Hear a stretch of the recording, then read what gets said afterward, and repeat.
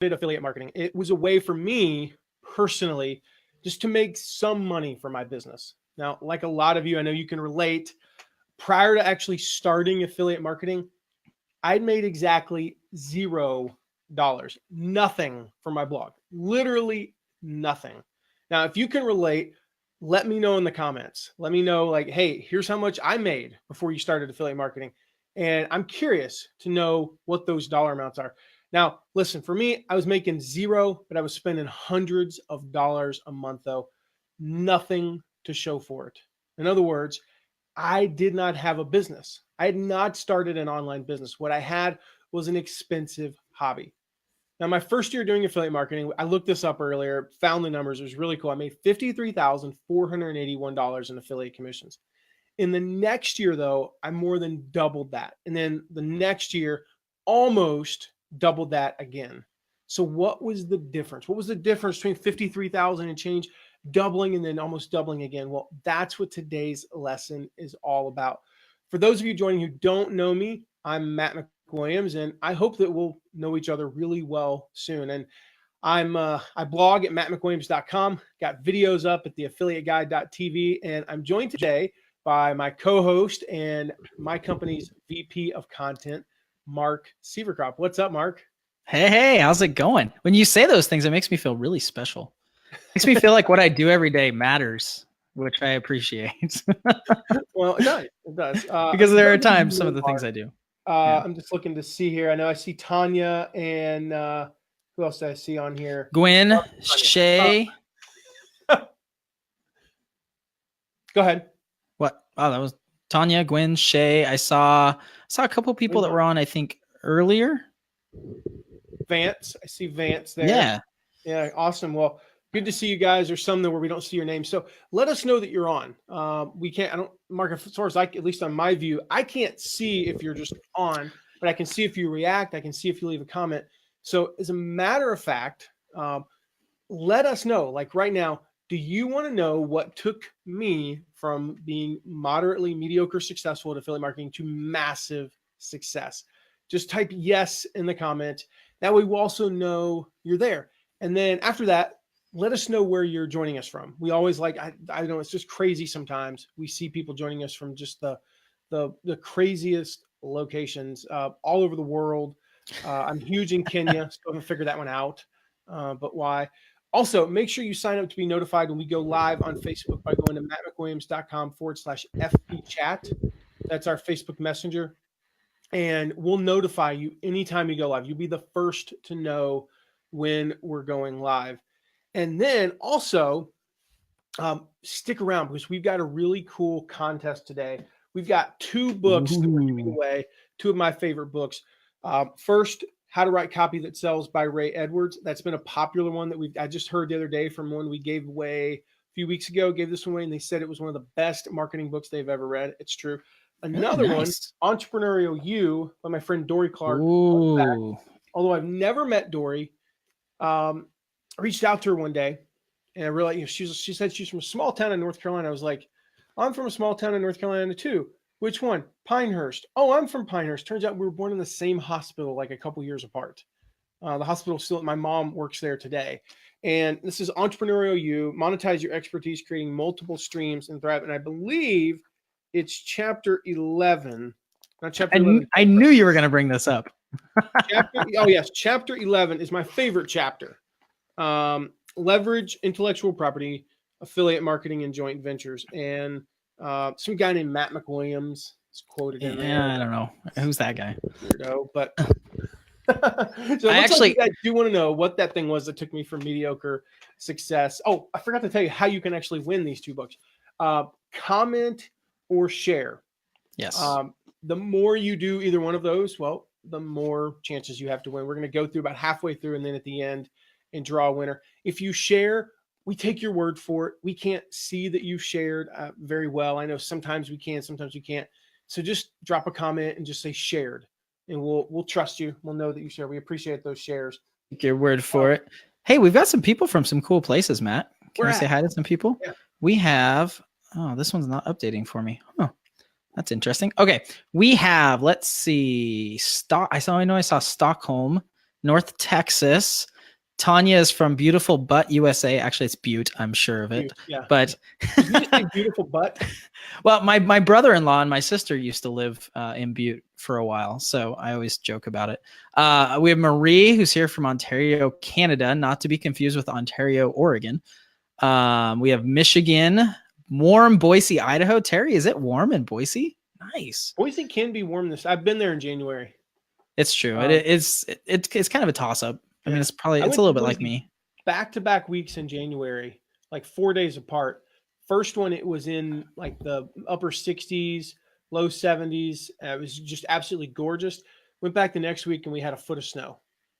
So that was fun. We didn't have it snowed while I was there, and I'm like, I had never driven in more than like an inch of snow, because at that time I was from Tennessee and North Carolina, Georgia. I grew up in the South.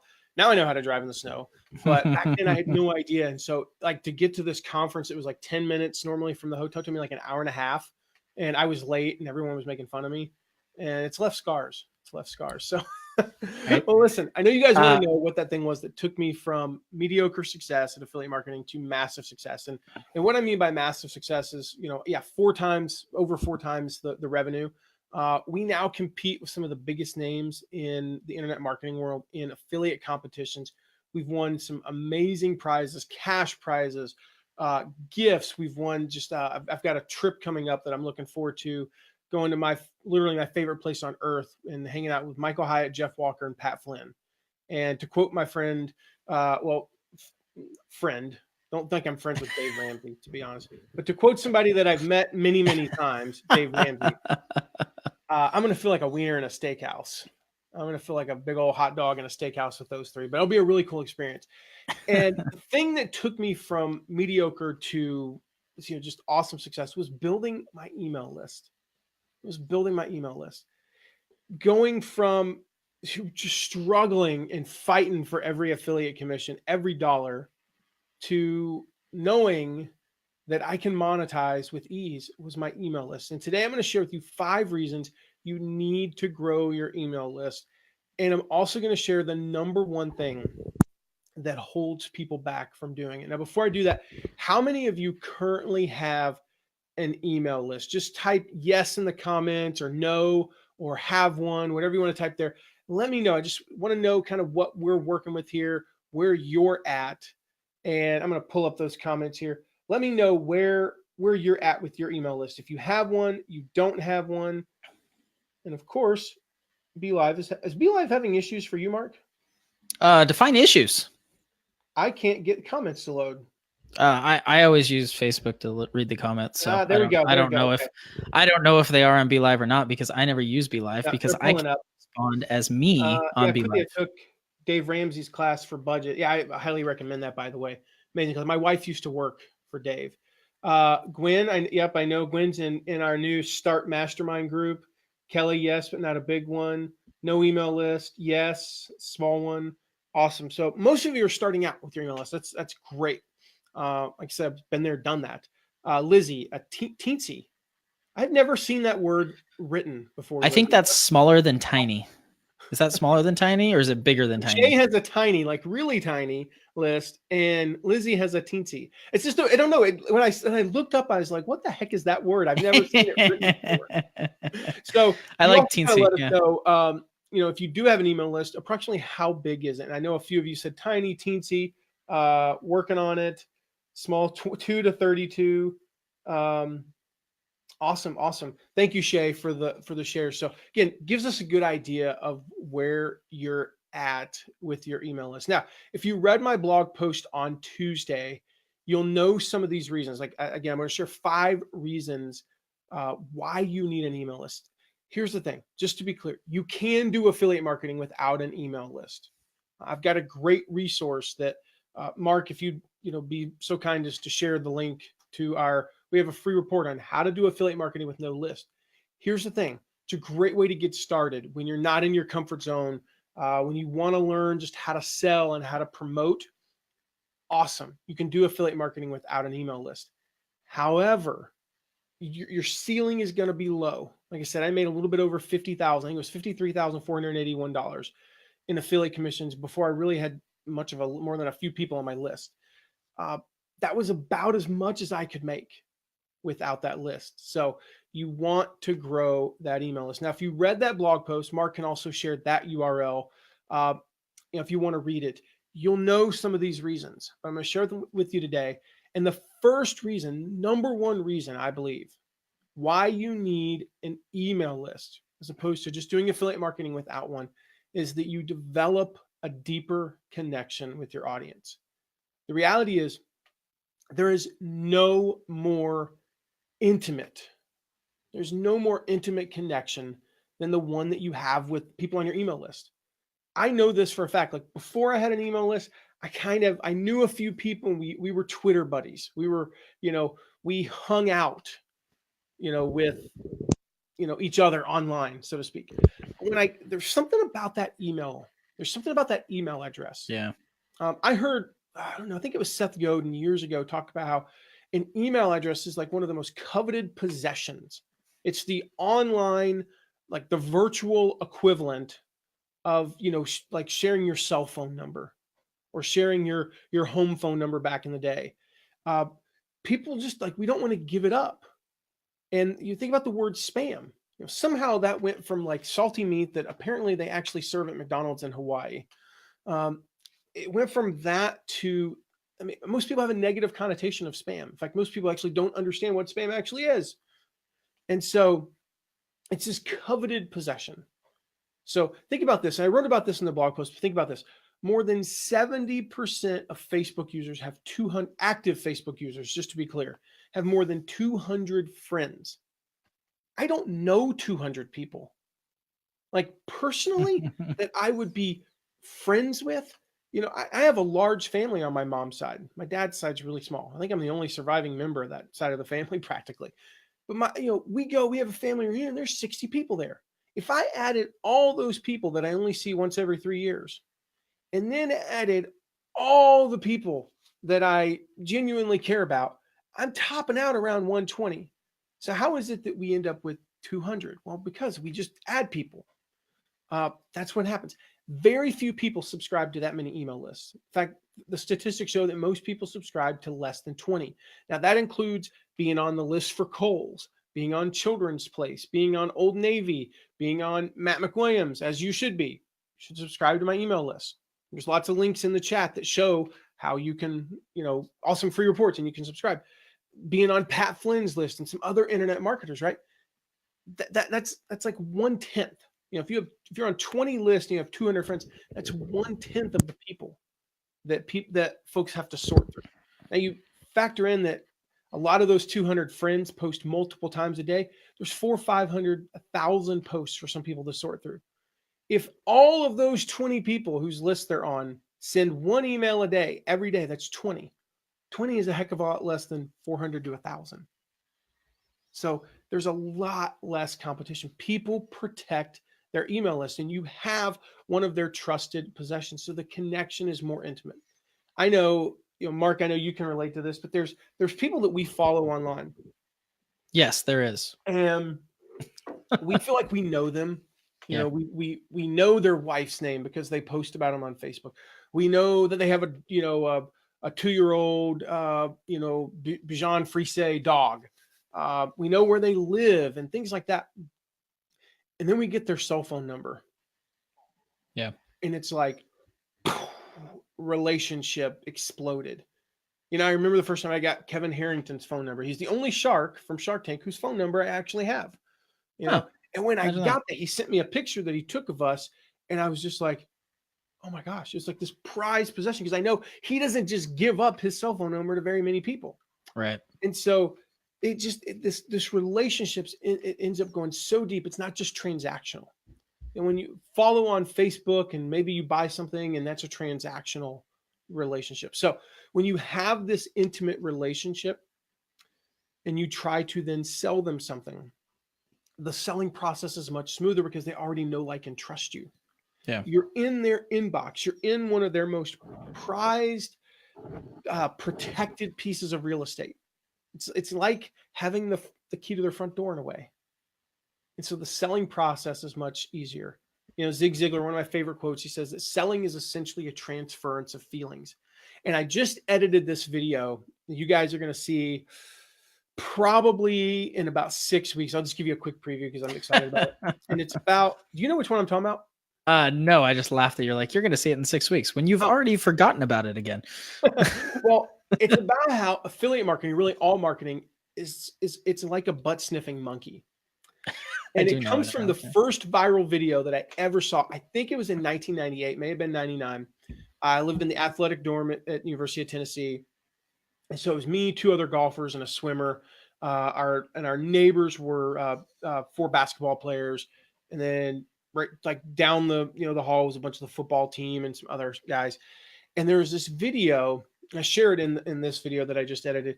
Just a quick version is this monkey climbs up a tree, reaches behind, scratches his butt. Apologize if I offend anybody here. Scratches his butt, smells his hand, and he passes out, falls out of the tree. It's hysterical. What does that have to do with Zig Ziglar and selling is a transference of feelings?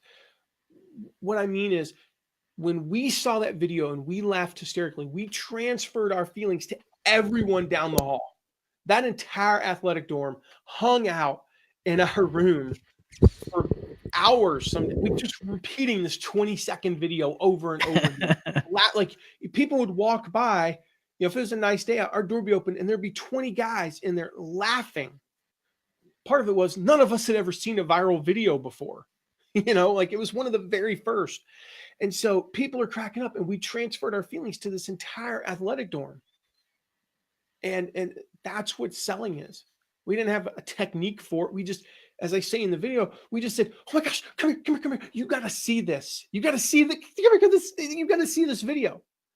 That's what you need to be doing with products when you're promoting this. You got to see this. You got to see this free report. You got to see this product. It's so good. It changed my life. It made my day. It made me laugh. I almost peed my pants. Whatever it is, that's all the marketing is you have to see this when you're marketing someone else's product. Or when you have a case study for your own product, you've got to see this story.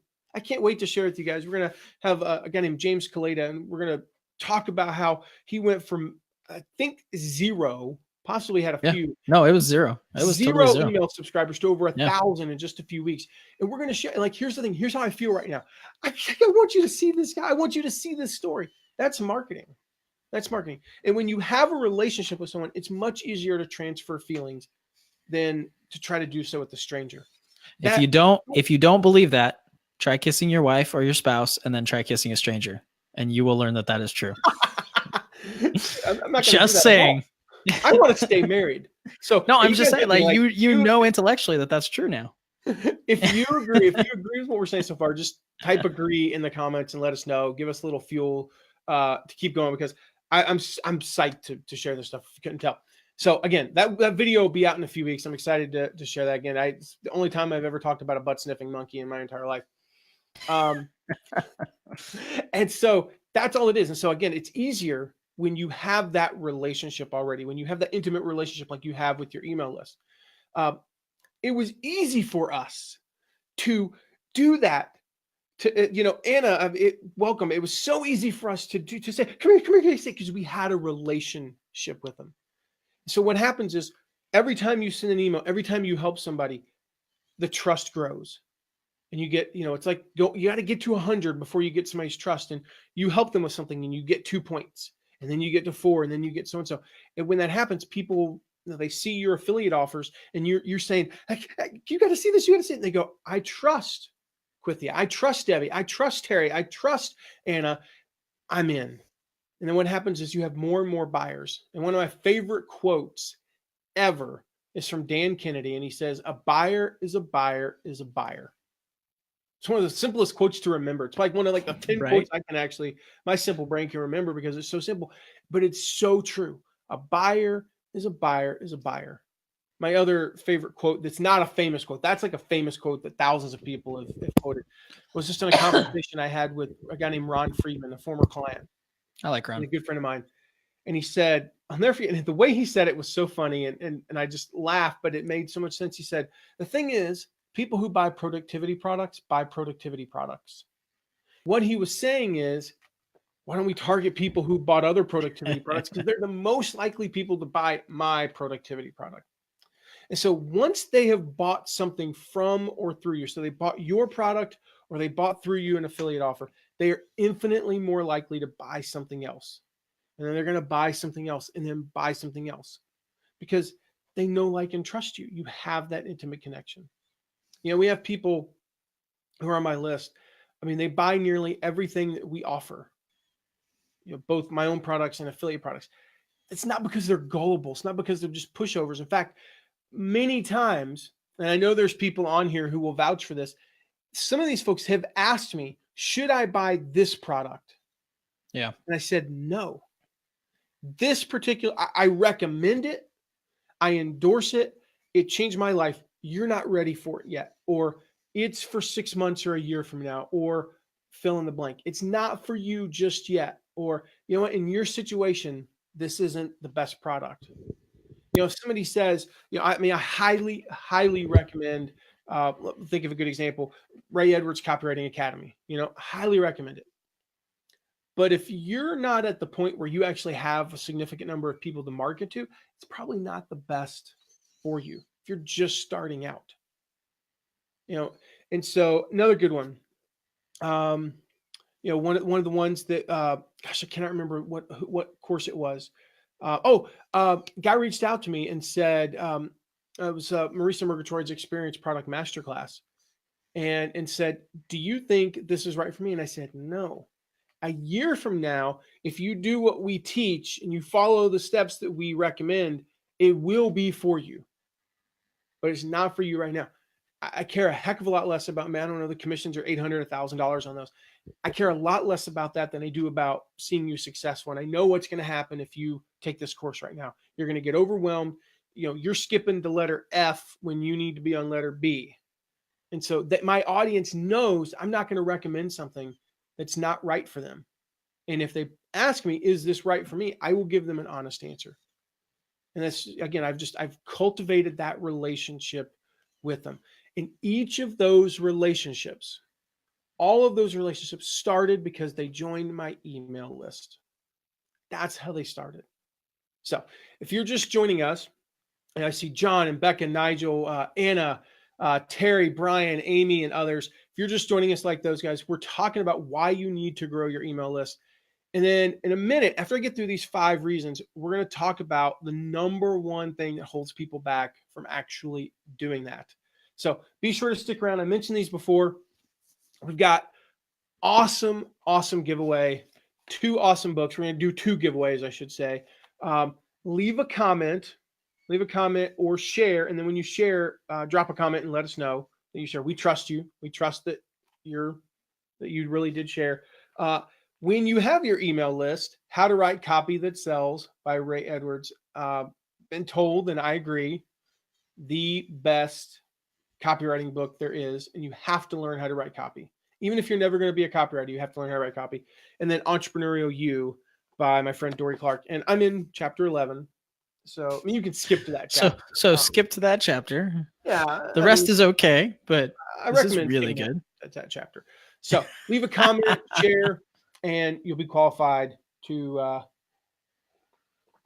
read that. Mark, any questions so far? There is not a question, Matt, but I want to highlight. I just think this speaks volumes, and I appreciate Terry saying this. Terry commented and just said, "Thank you for caring." And she's talking about, when you're telling people that you shouldn't recommend things, and I think that's something that we don't talk a lot about, Matt. And I don't want to spend a ton of time on it, but that is one of the main parts of affiliate marketing.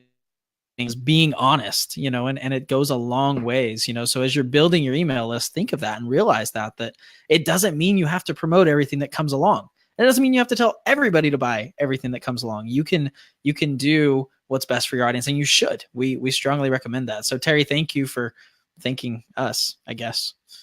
Yeah. That sounds weird, doesn't it? Thank you for thanking us. That's an important word. I'm working on a speech that I won't get into the details because you guys hopefully will eventually see it. And one thing is that the messages, gosh, I'm going to go down this rabbit trail here. Oh boy. Is that okay if I go down this rabbit trail? I'll stop talking if you guys say no in the comment. Say yes, and I'm just going to keep going. What if I say no? Does my opinion matter? It's, you don't have veto power. That's for sure. And the point is, like, so to give you some perspective, I didn't want to be the affiliate guy when I first started blogging. I I remember didn't this want to talk about conversation. affiliate marketing because I thought I was supposed to be this big picture guy who talked about big concepts, and I was going to make my ding or dent in the universe, as Steve Jobs said. And I thought I was supposed to talk about life and, like, love and leadership and things like that. In fact, that was the tagline for my site. I don't know if you remember that, Mark, but life, love, and leadership. I do. I'm Yeah. like, life? That's a big freaking thing. That's a lot. And so it hit me one day. And the reason I thought that was because I didn't think that I can make an impact on the world teaching affiliate marketing.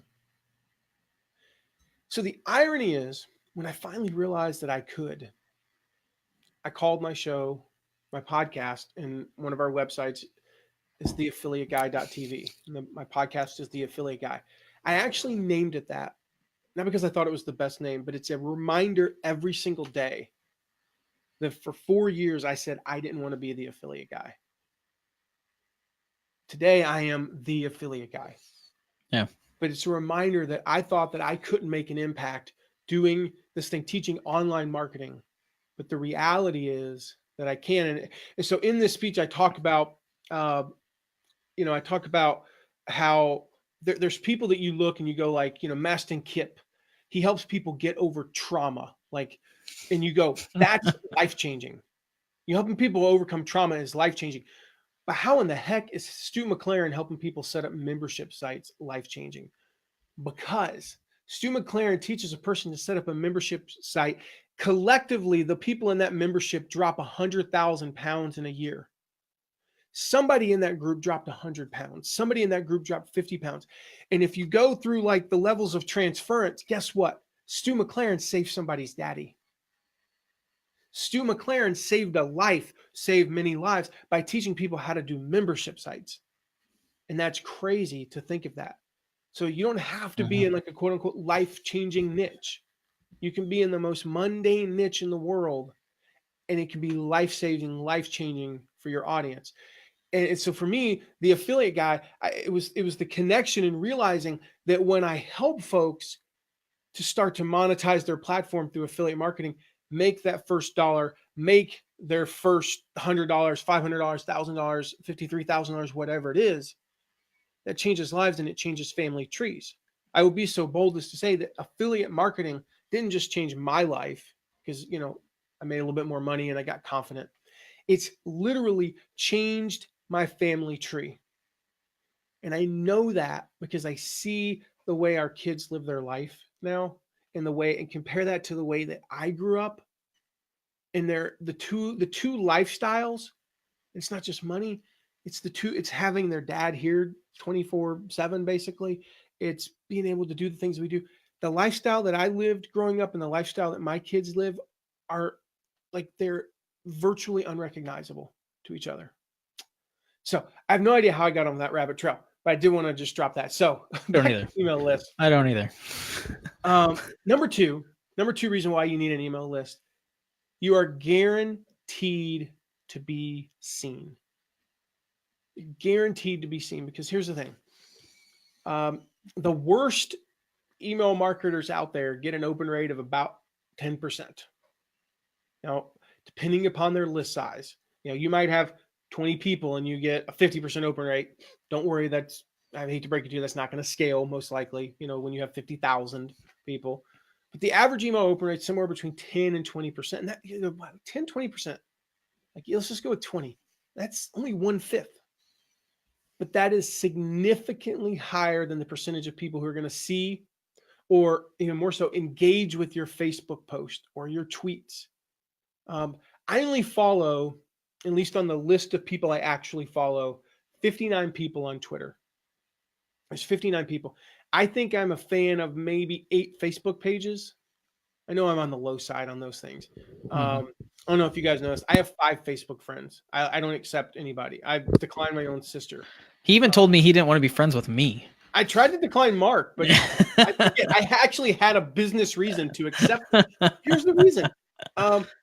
I can't see that many things. Like, it would drive me nuts personally.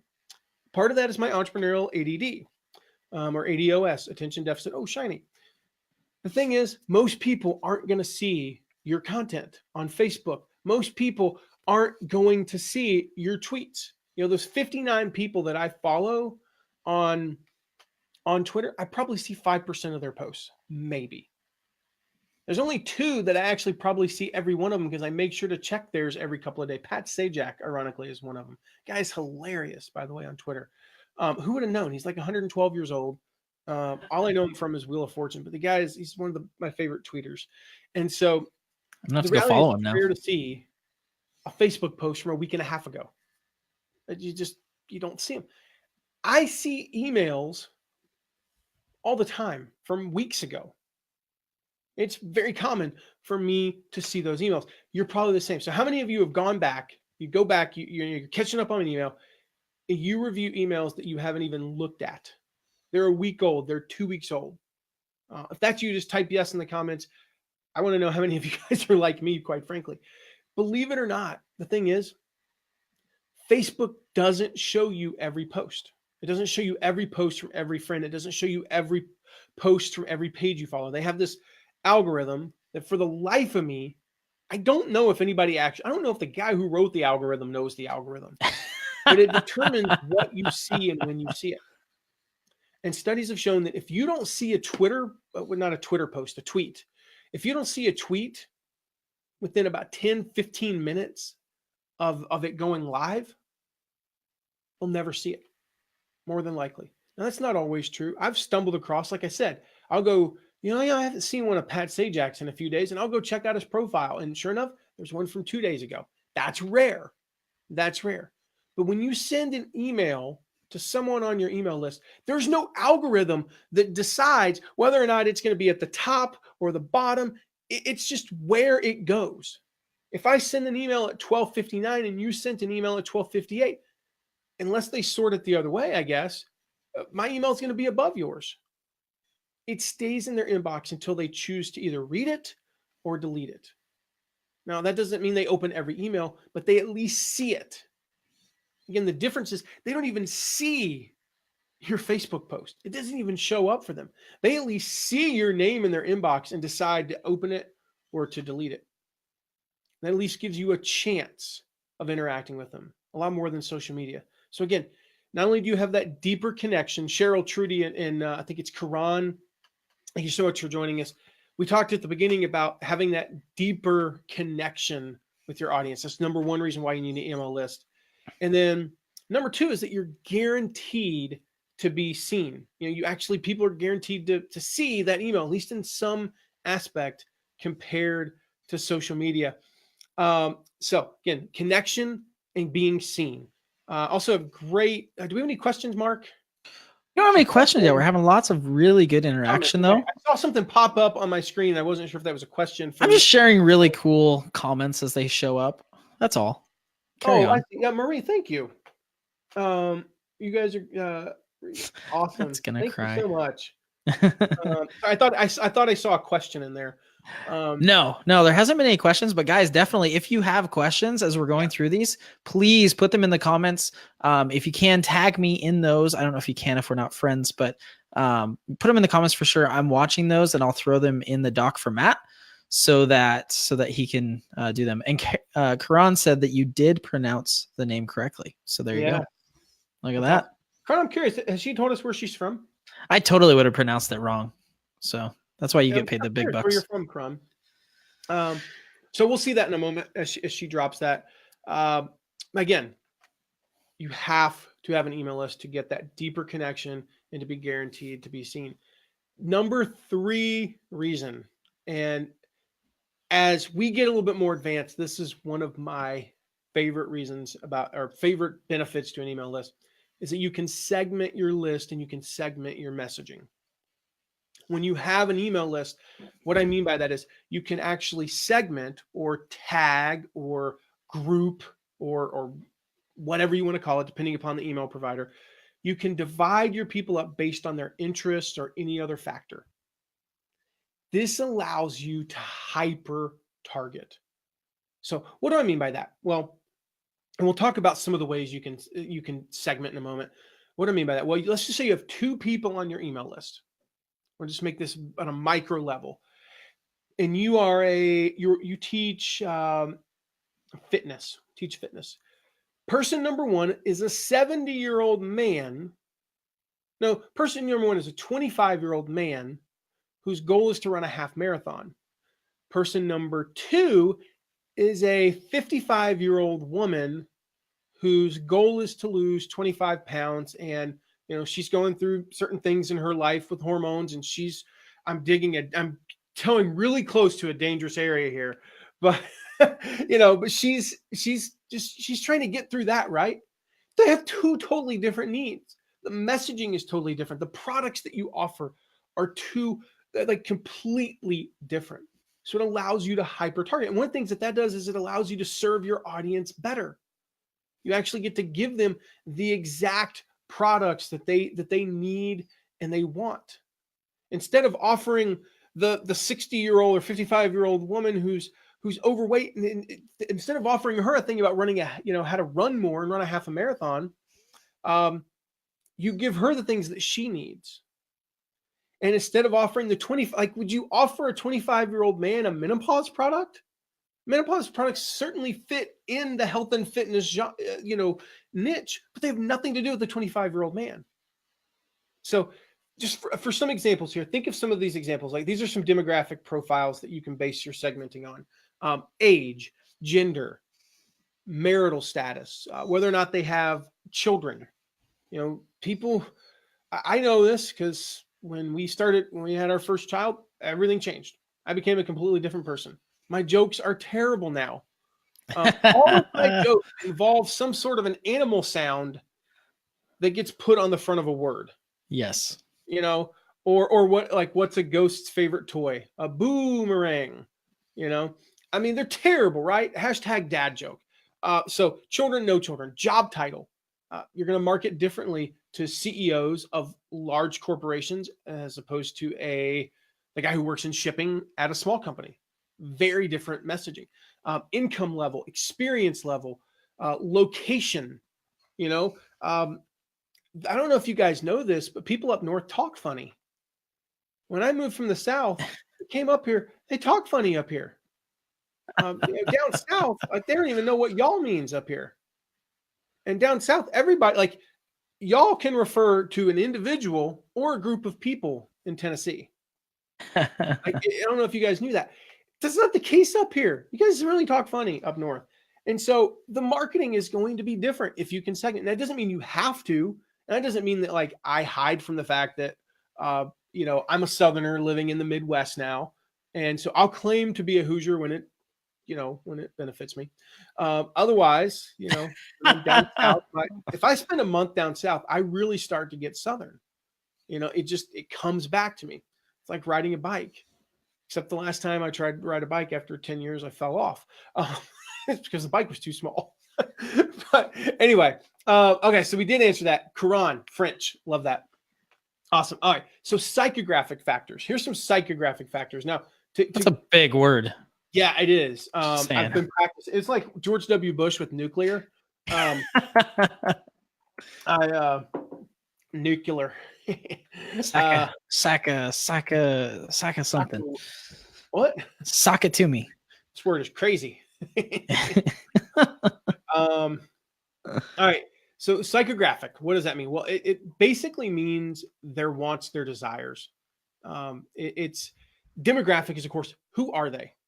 It's a factual representation of who they are. A man who makes $140,000 a year, lives in Ohio, and has 2 children, and he's married. That's demographics. Psychographic is, he grew up, his dad was an alcoholic, and he doesn't know if he can be a good father or not. So here's just some examples. Fitness. And we sort of talked about this. These are 2 very different things. Wants to lose weight, wants to gain weight.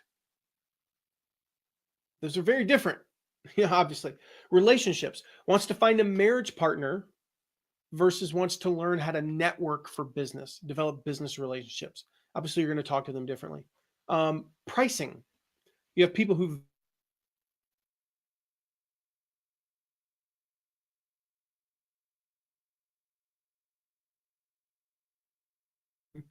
versus they want to save $50,000 for a down payment. And people can go through different phases of that. For instance, we're going through that phase. Like, we're looking at buying a new home. And so all of our attention right now is towards hoarding cash to be able to afford this home. It's not through like long-term investing. Marketing. You want more leads, or you want to increase your average order size. And again, people can go through different phases. When you're first starting out, you just want to get eyeballs, leads. And then you go, you know what, we need to focus more on increasing our average order size. Parenting. You have two different psychographics there, for example. They want their kids to be more creative and independent, or they want their kids to be successful and get into the right college. You're going to market to those people very differently. I'm in the former one, by the way. So if you ever try to market to me about parenting, don't talk about my kids being successful and getting into the right college, because I don't really give a crap.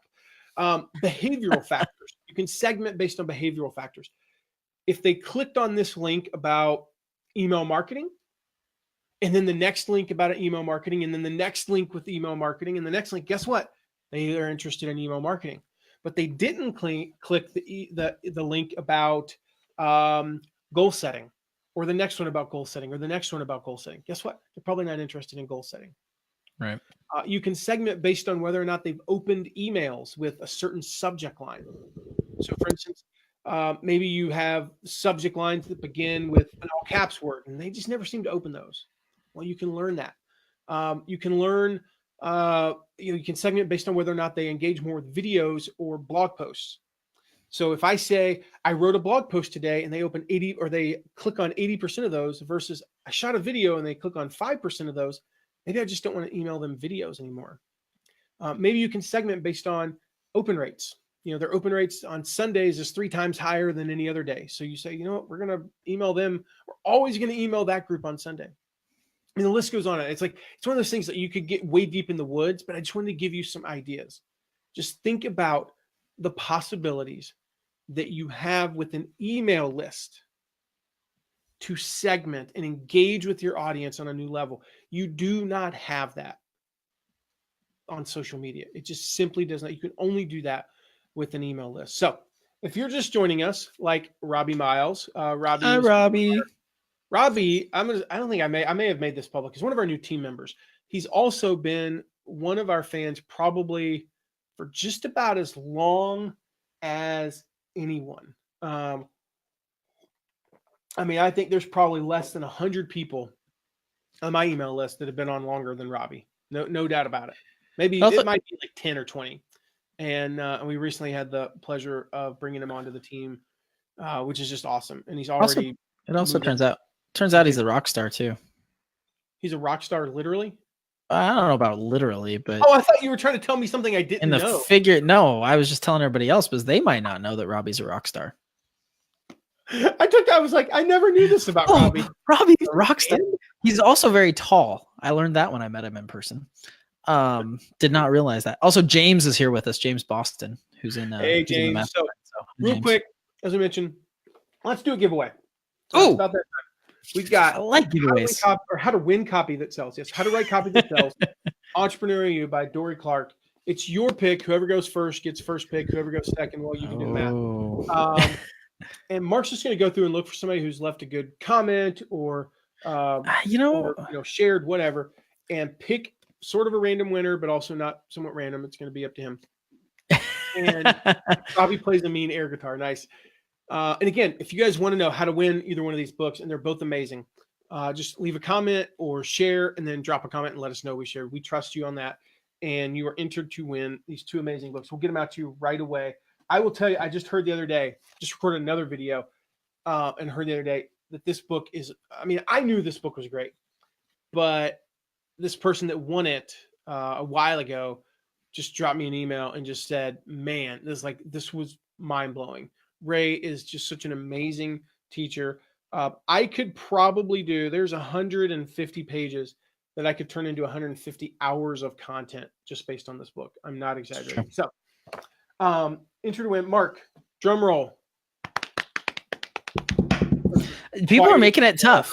They're making it tough. There's some really good comments today. I also want to mention, Matt, that Robbie plays air guitar and I can play the radio. So between the two of us, we've got it going on. With that, I'm gonna have to. It's gonna be. Let's see. Oh man, this is hard. Everybody's gonna be. Okay, fine. We've It's gonna be got another moderator. Shay Naughton is gonna be our first one, and here's the reason why. Not only did Shay share it, but Trudy and Karan are here because she shared it. So Awesome. Shay, you can thank Trudy and Karan for getting your book. So tell us which one you want.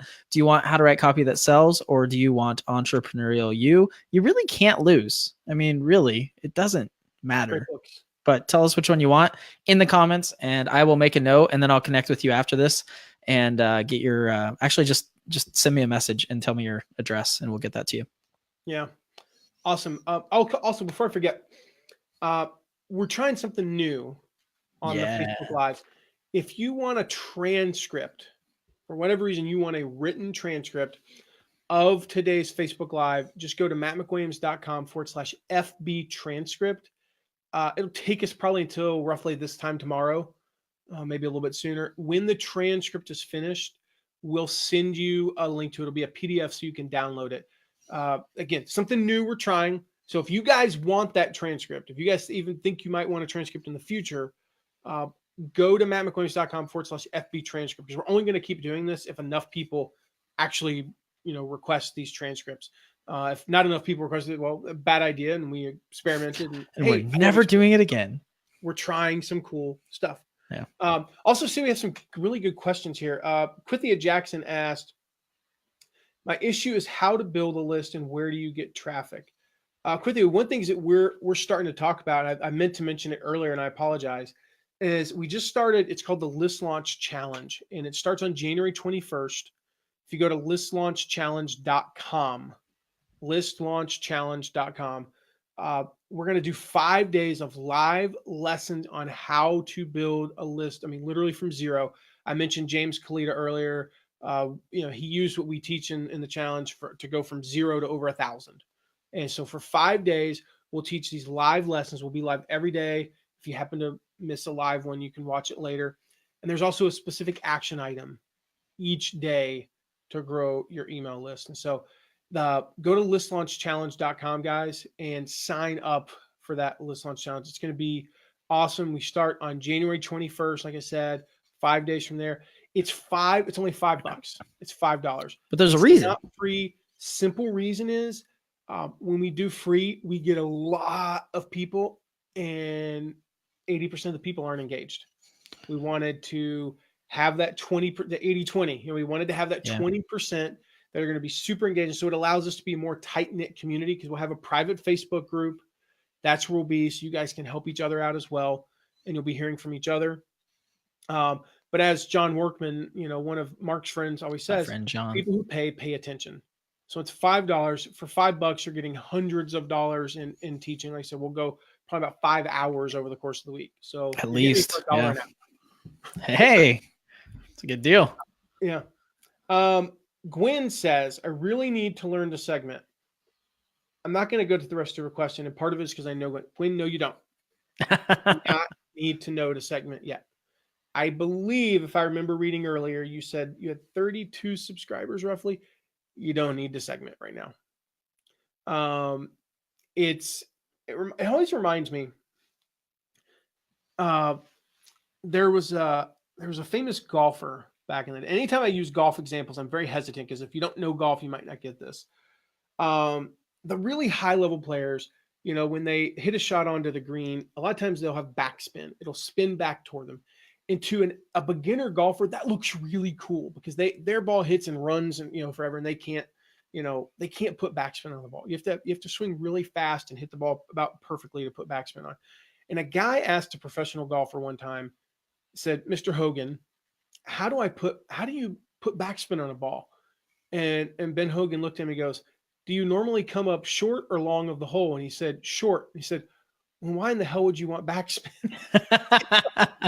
Like, why would you want to land short and come farther away from the hole? That's awesome. So, I'm quoting him, by the way, on that. So yeah, don't worry about segmenting right now, Gwen. Now, if somebody on here has a big enough list and you want to learn about segment, I'll talk about that in a little bit.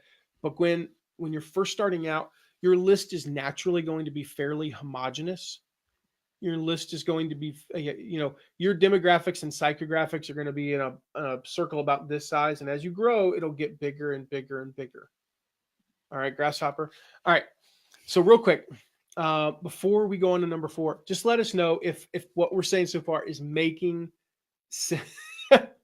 Gwen, sorry, if this is making sense, just let me know. Just type yes in the chat if they are. And if they're not making sense, ask the those questions that you guys have. And again, in a minute, we're going to cover the number one thing that holds people back from building their email list. And we have another giveaway of whatever book that Shay didn't pick.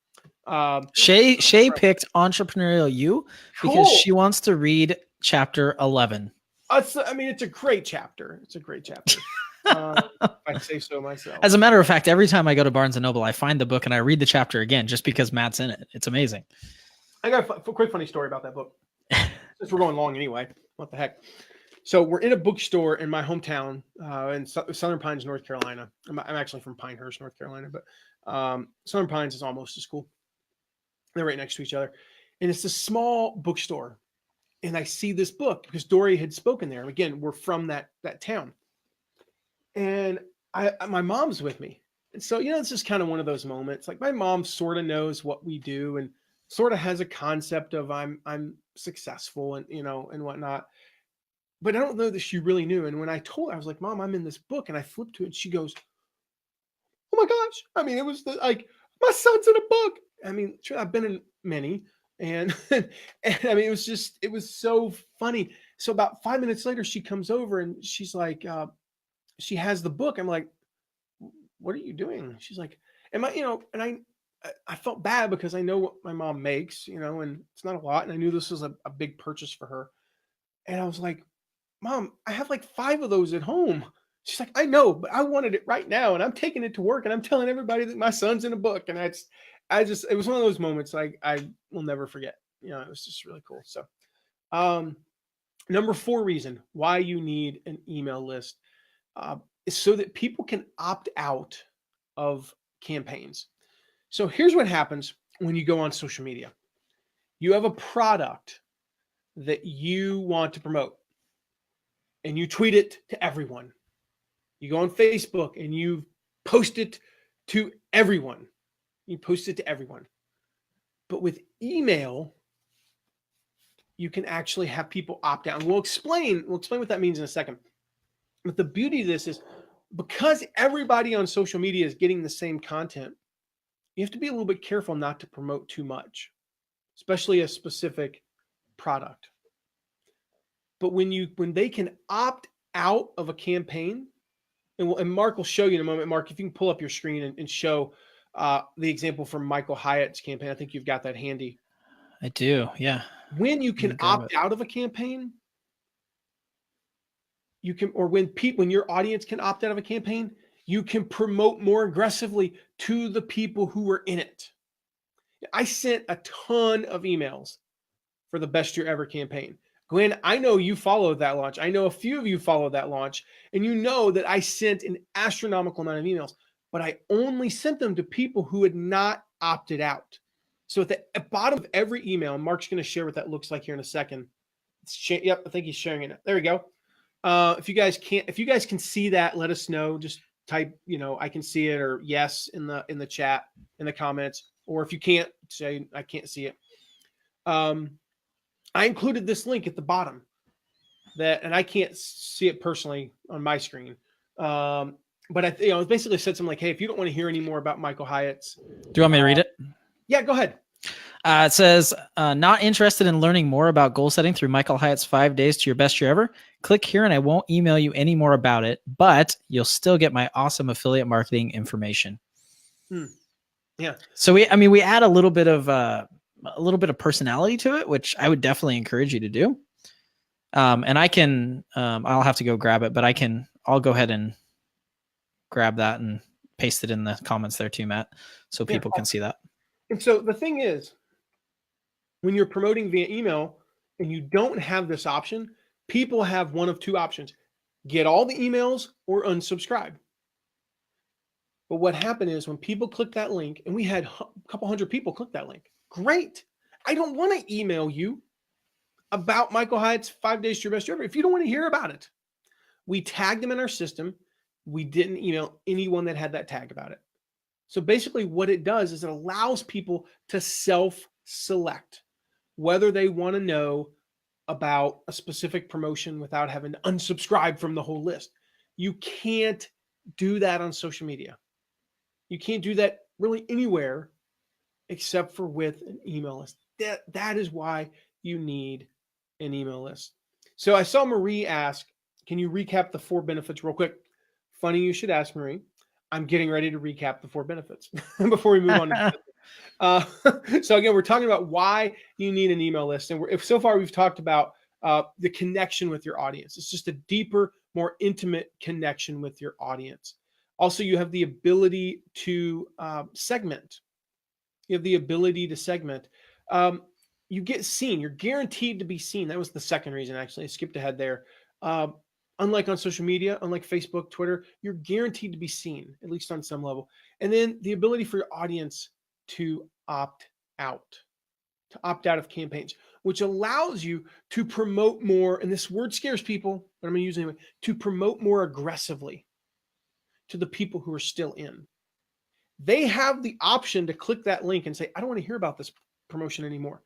And they chose not to. They chose not to. So how cool is that? Like, you can just promote like crazy to the ones who are still in. And so I think we ended up selling something like 20-something% of the people who were still in, because they were with us the whole time. They got all those emails, and a lot of people opted out. I'm thankful every time somebody says, I don't want to hear any more about that, because that's one less person that I have to bug about something they don't give a crap about. You know, it's like Shay said here.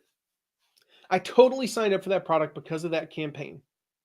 And I'm one of Michael Hyatt's audience and students, but it was Matt's campaign that persuaded me. It was brilliant.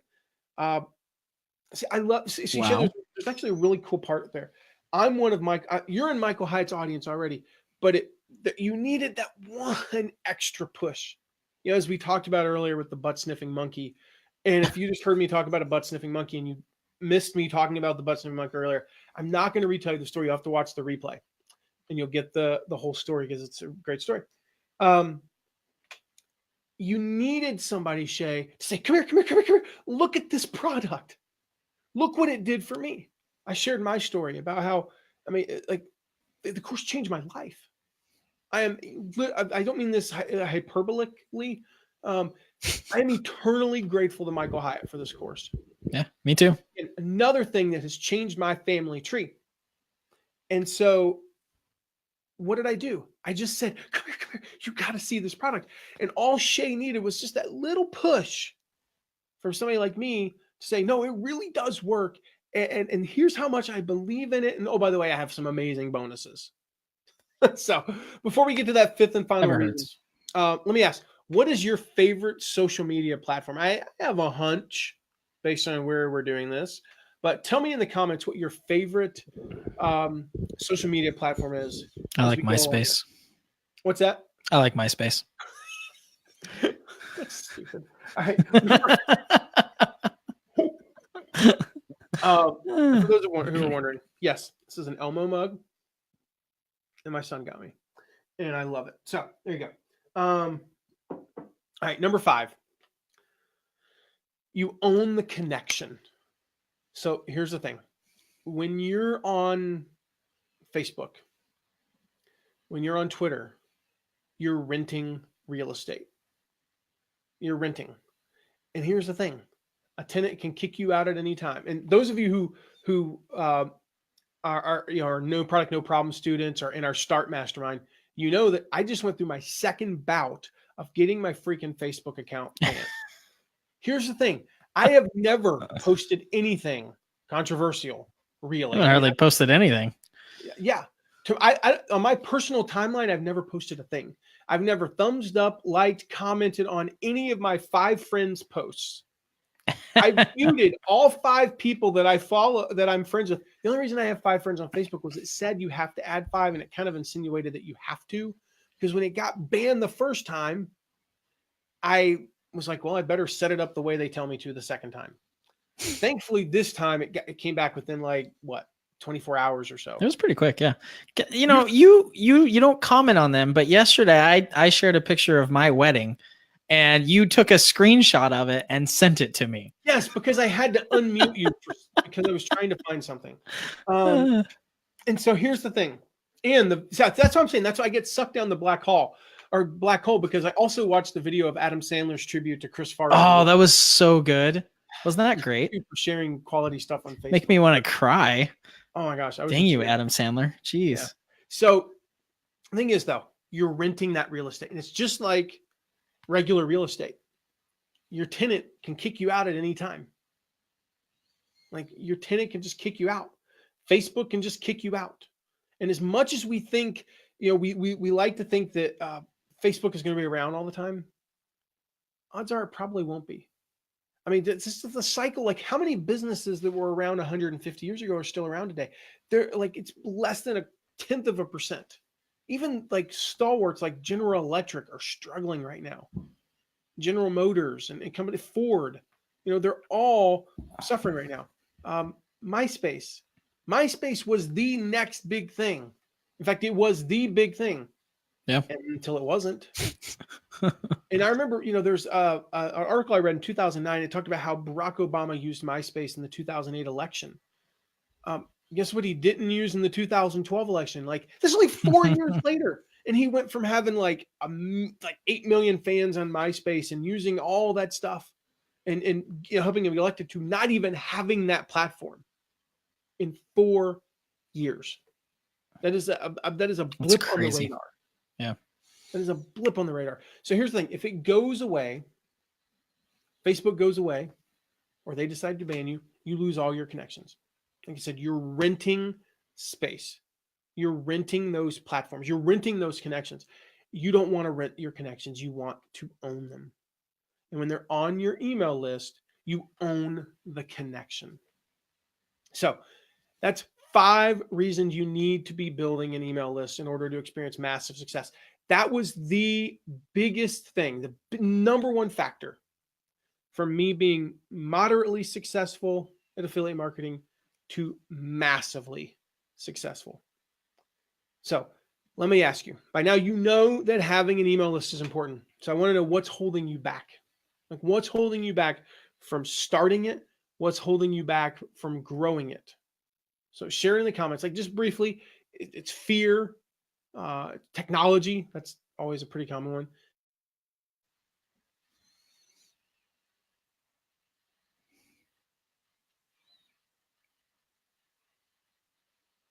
On a mass scale with these things, the number one thing that holds people back from growing their email list. But drop in the comments, what is holding you back from starting your email list if you're at 0, or growing your email list?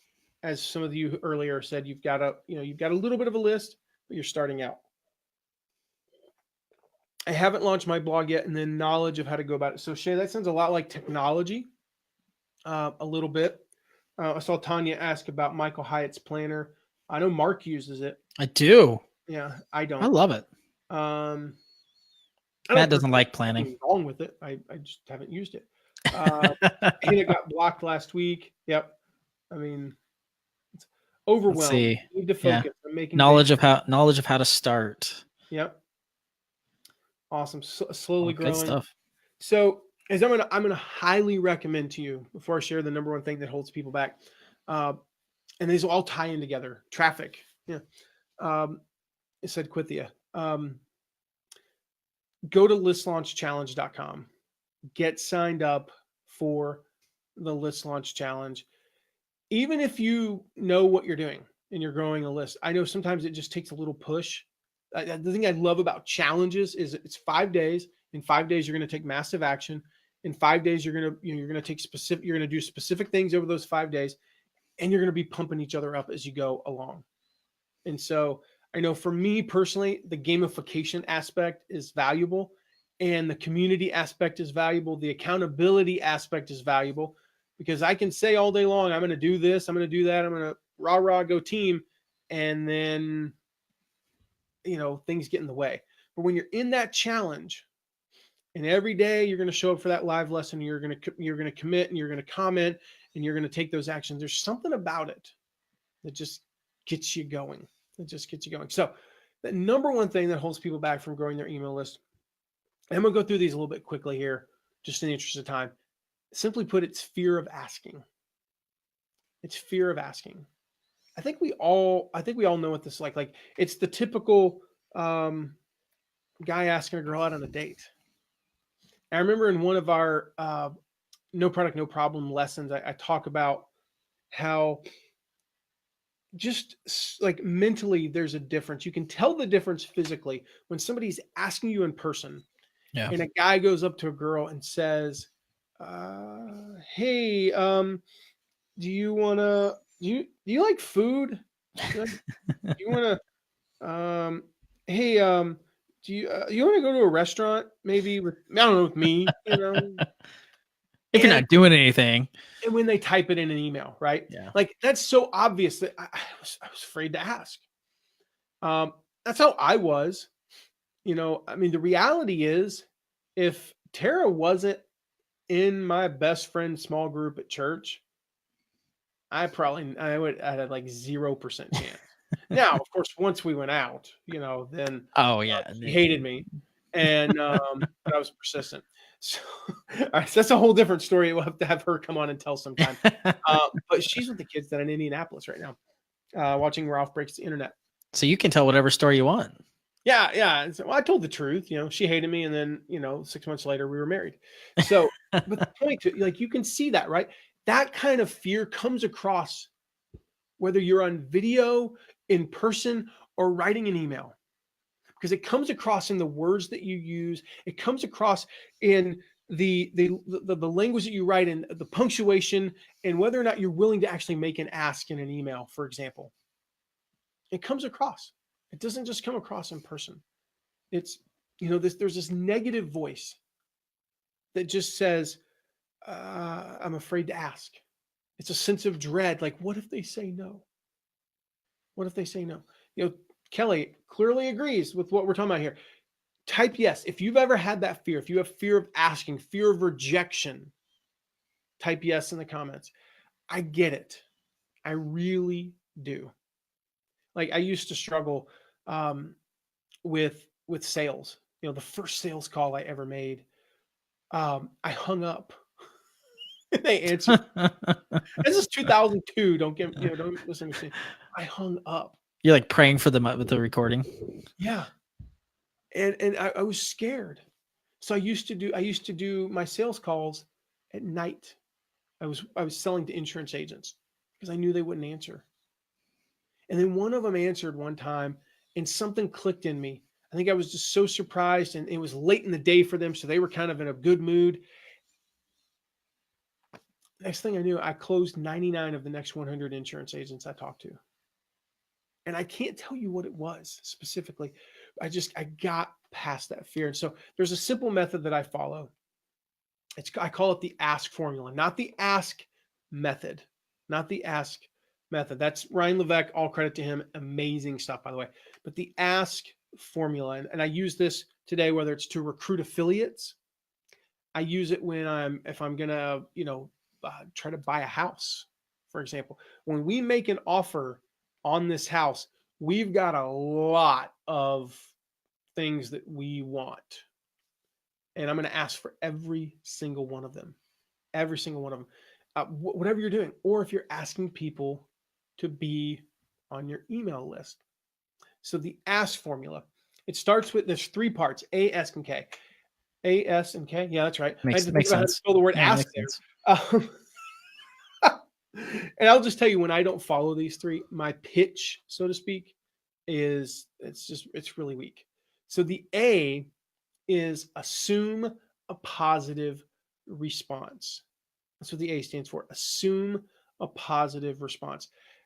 Like I talked about in that example of the guy asking the girl out and kind of being like, do you want to go out? Why does he do that? It's not necessarily because he's afraid of rejection. It's because he assumes she's going to say no. Success with any request, you'd be very clear. Success with any request starts in your mind. Success with any request starts in your mind. It's not pseudo psychology. This is real world stuff. Okay. So, like I said, if you think that the person's going to say no, you've already determined the outcome, and it shows in your confidence. It shows up in your posture. You know, when I imitate the weak guy asking the girl out on the date, did I go? Did I stand like this? No, I went. My shoulders are slumped. My back is arched. My my head's down. My eyes are down. It shows up. It shows up in your posture. It shows up in your voice. Did I say, well, would you like to go out sometime? Not that I would ever talk like that. That's weird, but you know what I'm saying? No, I didn't talk like that. Do you, there's a lot of ums. It shows up in your facial expression. It shows up in the language. Your confidence, like I said, it shows up in email. So go into the sale, just like Shay said in Mary Kay sales, it's called assuming the sale. I'm asking you to assume a positive response. Tell yourself that the person will say yes. They will say yes. Don't focus on the reasons why they might say no. Just convince yourself that they will say yes. It doesn't guarantee success. It just doesn't. This isn't The Secret. This isn't it's not magic. But I will tell you this. If you go into it with the wrong mindset, that does guarantee failure. So you have two choices: guaranteed failure or possible success. I'll take the possible success. And so we're going to move on to the S and the K real quick, but just a reminder, we're going to give away this book at the very end. If you want to win How to Write Copy That Sells, once you have your email list, again, go to listlaunchchallenge.com to actually get your email list. We'll have a 5-day challenge for you there. But this book is amazing. I would say 60% of what I know about writing email is from the master, Ray Edwards. Yep. And by the way, you'll hear about this soon, but Ray Edwards is bringing me out of retirement. I'll leave it at that. No, we're gonna run his launch later this year, and it's gonna go better than Michael Jordan's coming out of retirement. Yes, just a little bit better. Yeah, well, we have a better team than the Wizards. So. That's true. Yeah. All right. So A was assume a positive response. The S is show them the benefit. Anytime you approach someone about signing up for your email list, you have to show the benefit to that person. The benefit is, it has to be explicit. What is the benefit to them? Now, it could be, a lot of different things. The benefit to somebody who is, if your audience is, 60-year-old plus males who have owned a successful small business and they're looking for that encore career, or any type of people who are in encore career. And the benefit is that you're going to get past the challenges that face most seniors when starting an online business: technology and lack of know-how. And we're going to show you how to avoid this. I had a conversation a few months ago. The guy who does exactly that. He teaches seniors how to start online businesses. And we were talking about his lead magnet, his ethical bribe, his opt-in, his whatever you want to call it. Free report that people can, give their email address where they can opt in and now be email subscribers. And we were talking about how to create one of those. And I said, I'm going to go out on a limb and say that that's what your audience struggles with is the technology and, just the overwhelm and they're scared by some of this stuff. And he's like, you're right. And I said, and I gave him a title for an opt-in. It was something like, I forget exactly what it was, but I think it was like seven money-making methods that don't scare, that aren't scary or something. I forget exactly what it was, but he emailed me like a few days later and said, I've already got like a dozen opt-ins. This was on like 50 people, 50 people in his website, and he had like a dozen opt-ins. That's a really good percentage, by the way. 24% is not usually sustainable long-term on opt-ins, but still, you like, what is the benefit to them? Think about what that pain point is and what the benefit is. And then like Tanya just said, why do they need it? What pain point does it solve? The K is to know them, to know their needs. And I don't just mean know them like we talked about earlier with demographics and psychographics. I mean, know them better than they know themselves. I don't remember if that's in here, or if that was in something else that I read in the past few years. But it talked about knowing your audience better than they know themselves. Our avatar's name is Pete. Now, that is not an insult to women. My audience is 53% male, 47% women, pretty much an even split. We had to pick a name. And I guess I could have gone with the gender neutral one, but we named him Pete. And I know Pete. I think you know Pete better than Pete knows himself. It's fair to say. I think so, because we've actually gotten through through talking to them for years and years and years. We've actually gotten to the core of those pain points. Gwen's in I don't know if there's any other. I know Jim might still be on.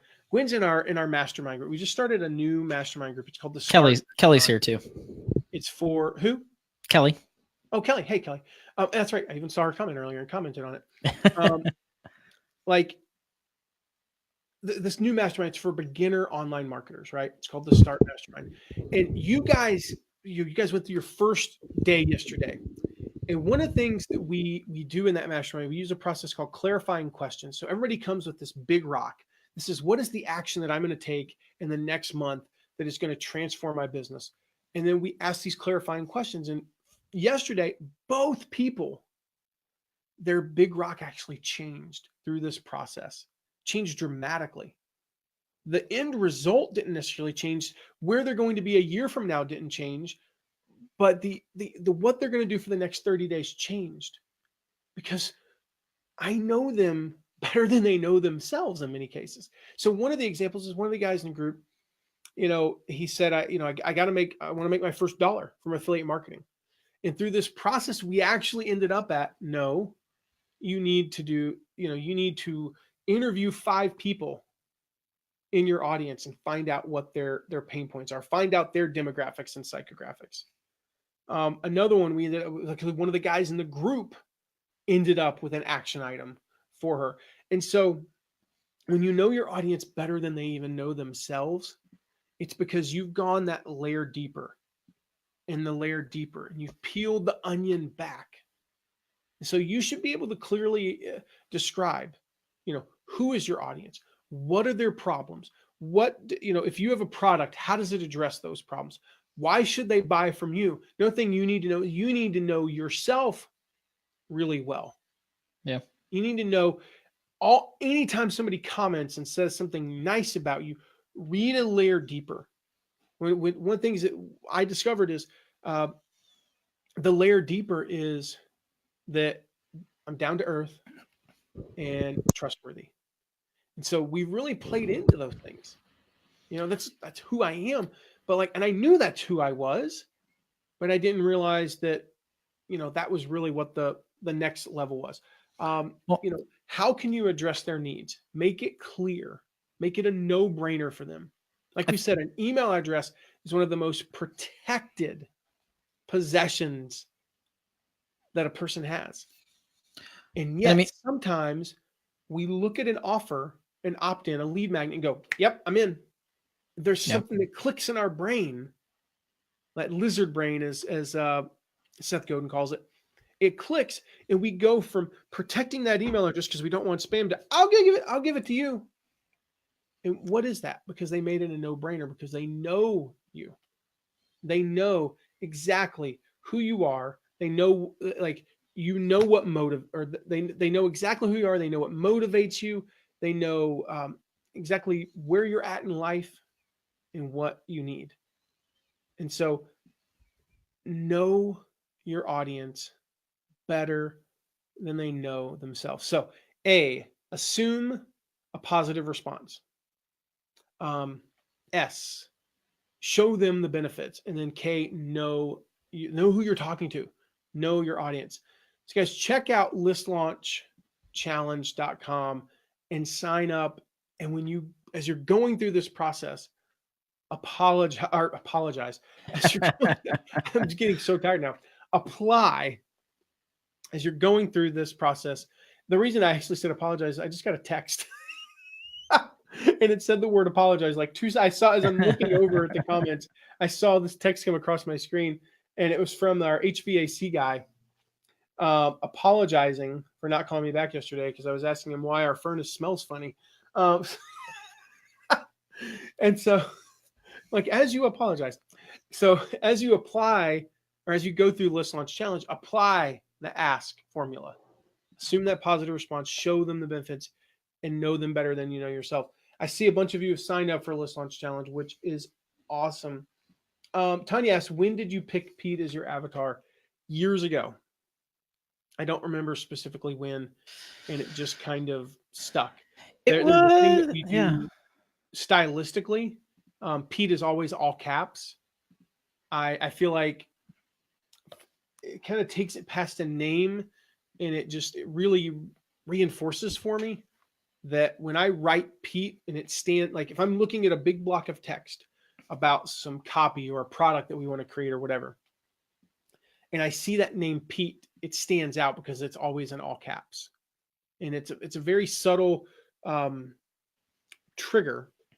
It's a very subtle trigger for me when I see that, just to know that, you know, Pete's who this is all about.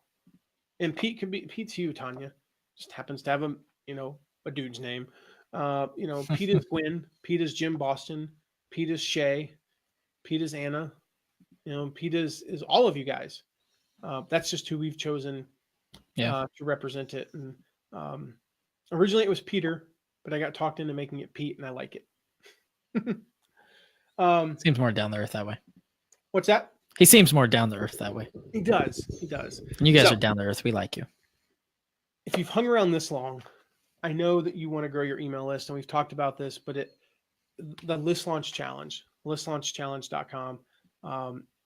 It's $5 for 5 days of lessons and action items. Again, it's our new thing, and we're super excited about it. It'll be fun. Yeah, it's going to be super fun. So here's the thing. During the challenge, we're going to go every day for 5 days. We're going to go live on Facebook in a Facebook group. It's a private Facebook group. I'm going to teach you a strategy inside the List Launch Challenge Facebook group for growing your email list. Then we'll have, like I said, those action items. So every day you'll have a thing that you can download, a PDF that you can download that's going to walk you through step by step. It's going to walk you step by step how to implement it in your business. We'll have tons of Q&A as well. Most of my teaching is going to be in the form of Q&A. Most of the teaching, it's not just going to be me getting up here, giving a lesson, and then saying peace out. It's going to be mostly Q&A. So mic drop. What's that? Mic drop. Peace out. It starts January 21st. Like I said, the cost is $5. We're going to go live at noon Eastern, January 21st. That is the cutoff point. You cannot sign up at 12:01 on January 21st. You simply cannot. We will not have anybody joining after it starts. In fact, one of the things that I was on a mastermind call with my mastermind, not the Start Mastermind, but a mastermind group I'm in with Jeff Walker. And one of the things that we talked about was not letting people come into challenges, at the halfway point. It just messes everything up because it's all about the community. So why do we charge $5? Like I said earlier, I'm not going to get rich charging $5. What? Trust me, that is not that big of a deal. It's because, like I said earlier, as John Workman says, those who pay attention. So we're asking you to invest $5 to learn to grow your email list. If you do that, you're much more likely to show up. You're much more likely to do the work, in which that means you're going to get results. The other thing is we wanted to keep the group small, and we know that making it free, people will just sign up. We wanted to keep the group small. Everybody in there will have paid $5. So when you see people in that challenge, they all paid $5. They're going to be engaged. And instead of having, a couple thousand people and only 200 that are actually doing anything, we're just going to have the 200 people. And that's so much better. So go to listlaunchchallenge.com and claim your spot on this. We are going to limit the number of spots. We're not sure yet, but it's not going to be a ton of people. and we're going to limit the number of spots again just to keep that intimacy level high. Like we talked about, we want to keep that intimacy level high. And I think it was Quinny that said, what time will the lives launch? So noon Eastern, January 21st. Noon is that Monday. It'll end on that Friday. Those will be the live lessons. Now, you don't have to be on live. It's great if you can, but we pick noon Eastern because typically that's the time when most people, I shouldn't say most people, the most people can get on live because it's lunchtime for a lot of people. And get on, at noon Eastern if you can. But if you can't, they'll be live in the Facebook group. We'll do this all in the Facebook group. We're going to be in that ecosystem, and that way you guys can comment and help each other out and share success stories, motivate each other, and all that stuff. Gwen, if you signed up, yes, you're in. Even if you're like the one person I might break the rules for. Don't tell anybody that I just said it publicly. That was whatever. All right. So going back real quick, Tanya asked, actually, quickly asked, how do you feel about purchasing a list? Don't. I'm going to leave it at that. It's not that it's unethical. If a list is available for purchase, 99% of the time, it's actually perfectly ethical. And it means that person gave their list or gave their email to somebody and understood that could happen. It's just they don't work usually. Right. My success rate has been about 0%, 0% roughly with buying lists. Building my own, been huge. I saw that Tanya had a question about Pete, our avatar. Oh yeah, sorry, threw that one off, didn't I? Did you have a specific person in mind when you first picked Pete? I didn't. Initially, Peter was an acronym. And don't ask me what the heck it stood for because I do not remember. But I? I came up with, I love acronyms, which is something I got from this book that we're going to give a segue. Booyah! It's something we got from Ray Edwards. I actually didn't really get it from this book. I just got it from Ray. Hanging around Ray enough, we started turning random stuff into acronyms. And You do it on the fly now, like during lives. I did one on the fly recently with Pete Vargas. And yeah. When I told Ray about it, he was like, and the student becomes the master. It's like next level. Was what he texted me with a picture of Yoda. Ray has the best text message gifts ever. Anyway, so wow, I gotta up my game, man. Right, here's the thing. I did not have anybody in particular in mind. I went through survey results. I talked to our students on Skype and on Zoom, and it became an amalgamation of so many people. And I didn't have anybody in particular in mind, and I don't really have a visual on, what Pete looks like, and because sometimes, this kind of sounds weird. I'm just going to tell you. So there's an exercise that I walk people through when writing copy. And I talk about what I do when I'm preparing to write copy is I close my eyes and I picture my avatar opening the email, reading the email, and then ultimately doing what I want him or her to do, to buy, the product. And again, that's the very short version. I can take you through like a whole 10-minute exercise. Like I'll turn the lights off, I'll close my eyes, I get centered, and I visualize this whole process. And yes, I typically play a Tibetan bowl sound when I do that because it puts me in a really meditative state.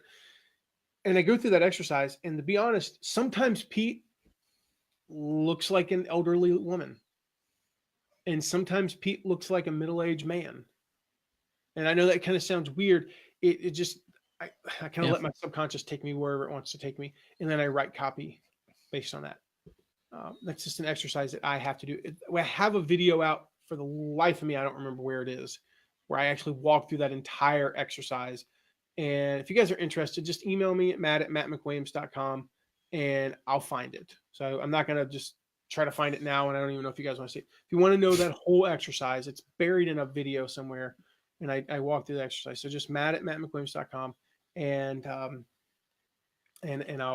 take you through those. So A couple quick housekeeping items. If you want to be notified when we schedule our next Facebook Live, go to mattmcwilliams.com/FB chat, and we'll notify you. You'll be the first to know in Messenger. And if you want a transcript of today, go to mattmcwilliams.com/FB transcript. That's something new that we're doing. I cannot guarantee you we're ever going to do it again if none of you actually tell us that you want that. A couple people have already, by the way. Awesome. So we'll probably do that. At least I got to do it for you guys now. So let us know, if you're interested in that. Again, Mark just dropped those links there. And what else, guys? We got a giveaway. We got to give away our book. We answered all the questions and the book giveaway. Okay. So Mark, this is on you. You're picking a winner. How to write copy that sells. The step-by-step system for more sales to more customers more often. Can I ask a question, Matt? Yes. And you can say no, guys. This is not scripted. Totally. I cannot decide between two people. Can we give away two of them? Please. Is there any acceptable answer from me other than yes on that? You could say yes, but it's coming out of your pay, I guess, if you wanted to.